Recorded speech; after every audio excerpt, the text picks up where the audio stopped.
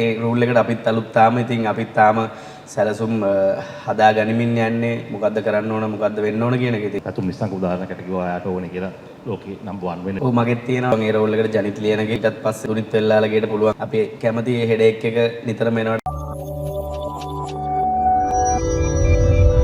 චරිත් මේ රැංකින්ස් වල බලනකොට මේ සීරීස් එක පටන් ගන්න ඉස්සෙල්ලා අපි දැන් උඩට ඉන්නේ 4 වෙනියට බංග්ලාදේශ ඉන්නේ 10. ඔයගේ සීරීස් එක පටන් ගන්නකොට තව ටීම් එකට ඔයගේ මේ උඩ ටීම් එකක් යට ටීම් එකට සෙල්ලම් කරනකොට ප්‍රෙෂර් එකක් තියෙනවා ටීම් එකට.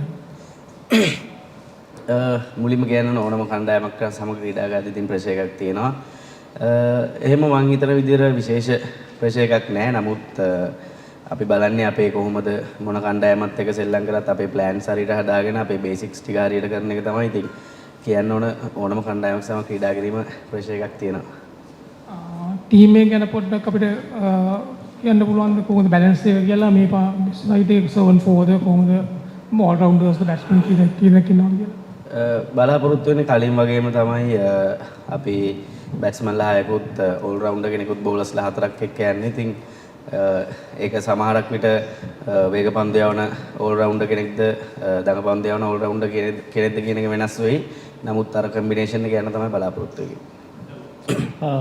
චරිත් අපි 4 වෙනි තැනට ආවේ ශ්‍රේණිගත කිරීම වල අපි හොඳ පර්ෆෝමන්ස් එකක් දීලා ඕස්ට්‍රේලියාව නවසීලන්තය වෙස්ට් ඉන්ඩීස් වගේ දැන් ඔයා හිතන්නේ මේ 4 වෙනි තැනේ ඉන්න නැත්තම් මෙතනින් උඩට නගින්න හෝ අදුතරමේ මෙතන රැඳිලා ඉන්න මොනවද කරන්න ඕන? තරඟ දිනන එක තමයි කරන්න ඕන පැහැදිලි වශයෙන්ම. ඉතින් ඒ තරඟ දිනන එක තමයි හිතන රැඳිලා ඉන්න කරන්න ඕන.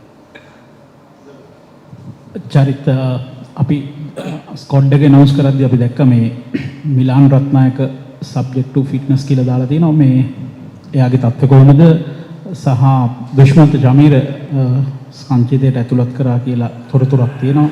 මේ ගැන පොඩ්ඩක් පැහැදිලි කිරීමක් කරන්න පුළුවන්?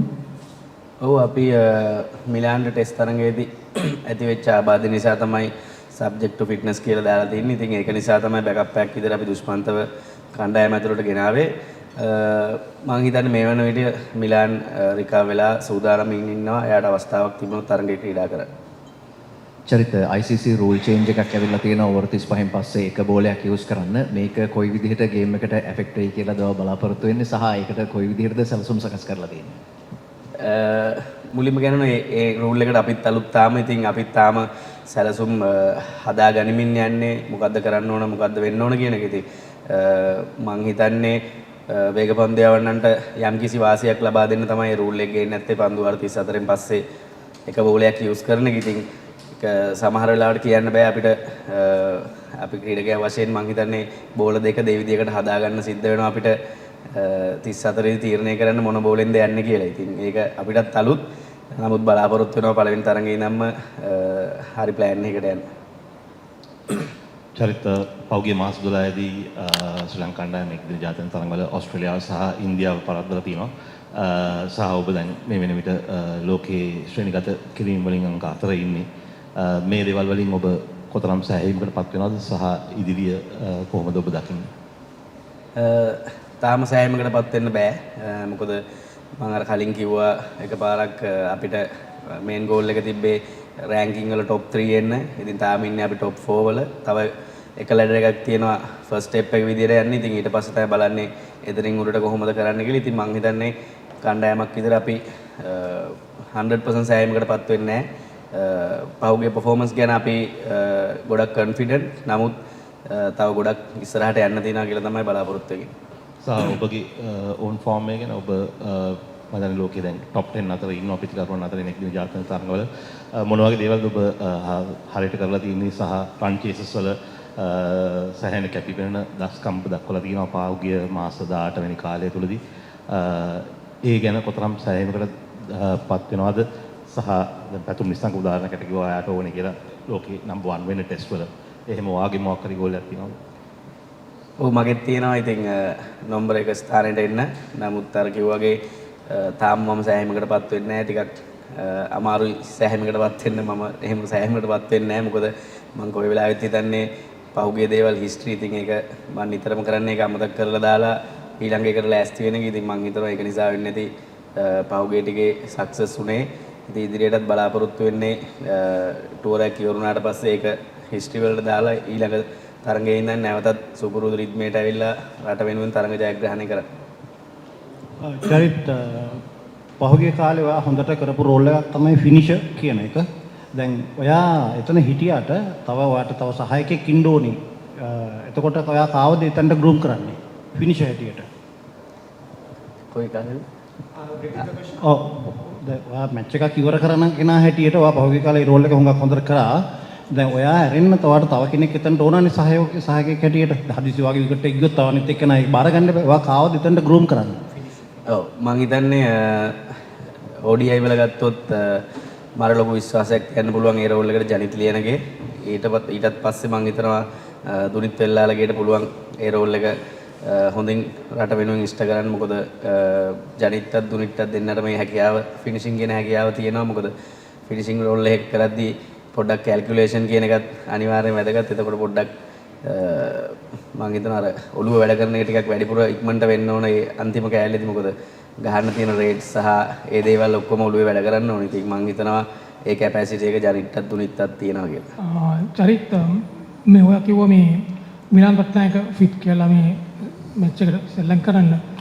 ඒ කියන්නේ අතින් යාට සෙල්ලම් කරන්න තරමට chance එකක් තියෙනවද මේ මැච් එකේ? මොකද යාව දැන් ඉස්සරහට මේ ටීම්ස් වල වැඩිය 50 overs මැච් වයිට් බෝල් තමයි සෙල්ලම් කරේ. බලන්න ඒකට කොච්චර හොඳද කියලා. නමුත් දැන් එයා දැන් ස්ක්වොඩ් එකට ඇවිල්ලා ඉන්නවා. ඉතින් එයාට ආවනම් මොකද ඔයාගේ රෝල් එක දෙන? මිලාන් ගැන? ඔව් මිලාන් ගැන. ඔව් මිලාන් ගහන ලොකු chance එකක් තියෙනවා හෙට තරඟය. නමුත් අපි තාම අන්තිම 11 ෆයිනලයිස් කරලා නැහැ. අර මම කිව්වා වගේ ගොඩක් වෙලාවට අපිට ෆයිනලයිස් කරන්න තියෙන්නේ ෆාස්ට් බෝලිං ඕල් රවුන්ඩර්ද ස්පින් ඕල් රවුන්ඩර්ද කියන එක. ඉතින් ඒ දෙන්නගේ ෆයිට් එකක් තියෙනවා. ඉතින් ලොකු chance එකක් තියෙනවා මිලාන්ට සෙල්ලම් කරන්න. චරිත අපි තනතිරුව දිටුවා විශේෂම නායකෙක් විදිහට මොකක්ද වාගේ තිබෙන තනතිරුව ගැන තක්සේරුව සහ සාමාන්‍යයෙන් දඟපම් දෙවන්නන්ට වාසිදායක තත්ත්වයක් තමයි ප්‍රේමදාස තනතිරුව. නමුත් මේ වෙනසක් තියෙනවද නැත්නම් සාමාන්‍ය විදිහට? පැහැදිලි වෙනසක් තියෙනවා මං හිතන්නේ. අපි දඟපම් දෙවන්නන්ට වාසිදායක තනතිරුවක් වුණත් මං හිතන්නේ ඕස්ට්‍රේලියන් තරඟාවලියේදී බෝලේ ගොඩක් සීම් වුණා. ෆාස්ට් බෝලර්ස්ලා ගොඩක් විකට් ගත්ත. උදාහරණයකට අපේ අසිත වනෑන්ඩු මැච් එකකට විකට් 5ක් ගත්තා. ඉතින් එයාලගේ ෆාස්ට් බෝලර්ස් ගත්තා. ඉතින් මං දැකපු විදිහට මේ තනතිරුව ටිකක් වෙනස් තනතිරුවක්. ඉතින් මං හිතනවා පොඩ්ඩක් බැටිං ෆ්‍රෙන්ඩ්ලි වෙයි කියලා වෙනදට වැඩිය. චරිත කැප්ටන් කෙනෙක් විදිහට ඔයාලට හොඳ හෙඩ් එකක් ඇවිල්ලා තියෙනවා. මොකද අපේ ෆාස්ට් බෝලර්ස්ලා ගොඩක් මේ සැරේ ෆිට වෙලා තියෙනවා. ඒ අතරින් දැන් අසිතත් හොඳට කරලා තියෙනවා. එතකොට දුෂ්මන්ත ඒ වගේම දිල්ෂාන් මේ හැමෝම මේ හොඳට කරපු ක්‍රීඩකයෝ. ඒ අතරින් දෙන්නෙක් හෝ තුන් දෙනෙක් තමයි ඔයාලට තෝරගන්න වෙන්නේ. එතකොට ඔයාගේ නිර්ණායකයන් මොනවද කැප්ටන් විදිහට පේස් ඔප්ෂන් දෙකක් හෝ තුනක් තෝරගන්නකොට සහ ලයිට්ස් වෙනස් වෙලා තියෙනවා ප්‍රේමදාස. එතකොට ලයිට්ස් වල අපි දන්නවා දැන් හීට් එක අඩුයි කලින්ට වඩා. ඒක කොයි විදිහට ඉෆෙක්ට් වෙයි කියලාද ඔයා බලාපොරොත්තු වෙන්නේ?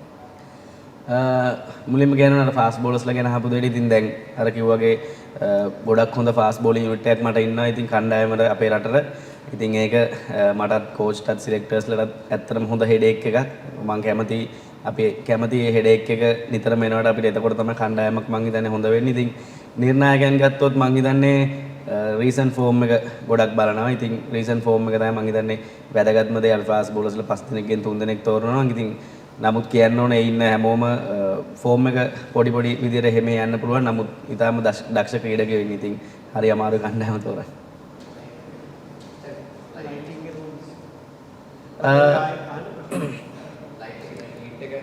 අඩුයි කලින්ට වඩා.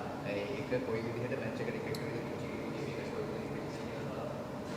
ඇත්තටම ලොකු අයිඩියාවක් නෑ මට ඒ ගැන. මම පුහුණු තරඟ දෙකක් ක්‍රීඩා කරා මේ ලයිට්ස් වල. ඉතින් ෆීල් කරද්දි බැට් කරද්දි වෙනසක් තියෙනවා. ලයිට්ස් වල ආලෝකය වැඩි කලින් ඒවට වැඩිය. ඉතින් තාම මට කියන්න බෑ හරියටම බෝලෙට අන්ඩර් ලයිට්ස් මොන ආවේද කියලා. Final two questions, one for that. චරිත ඇන්ජලෝ මැතිව්ස් සම්බන්ධව තමයි ප්‍රශ්නේ අහන්නේ. ඇන්ජලෝ මැතිව්ස් එයාගේ අවසන් ටෙස්ට් තරඟෙදී කියනවා 2026 වර්ල්ඩ් කප් එකට එයා බලාපොරොත්තුවක් තියනවා කියලා. ඒතර ඇන්ජලෝ මැතිව්ස්ුයි දෂුන් ශානක චාමික කරුණාරත්න එකම වගේ තුන්දෙනෙක් ඉන්නවා. එතකොට නායකයාට යම් හැකියාවක් තියෙනවා Tamanට අවශ්‍ය කෙනා රැගෙන යාමේ හැකියාවක් වැඩි වශයෙන් තියෙනවා. තීරීම් කමිටුවත් පහුගිය නායකෙනුත් ඒව කියලා තියෙනවා. මට කැමති ටීම් එක සිලෙක්ට් කරගන්න විදියට කතා කරලා තියෙනවා. නමුත් මේ තුන් දෙනාගෙන් ඔබ දකින්නේ ඇන්ජලෝ මැතිව්ස්ට අවස්ථාවක් තියෙයිද 2026 වර්ල්ඩ් කප් එක සෙල්ලම් කරන්න?